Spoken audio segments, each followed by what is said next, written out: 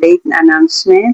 Ito po ay tungkol sa pag-post niya ng mga video niya sa YouTube na kung saan nag-start na tayo last Saturday pa ng ating first long form video na kung saan sa kasalukuyan ay nag-play na. So kaya doon sa mga kanoms na wala pang mga YouTube account, yung mga followers ko dyan sa FB na wala pang YouTube account, mangyari lang na mag-draw na kayo, mag-sign up na kayo para magkaroon kayo ng YouTube account dahil dito sa FB, limited lang ang pag-features natin ng ating mga topic.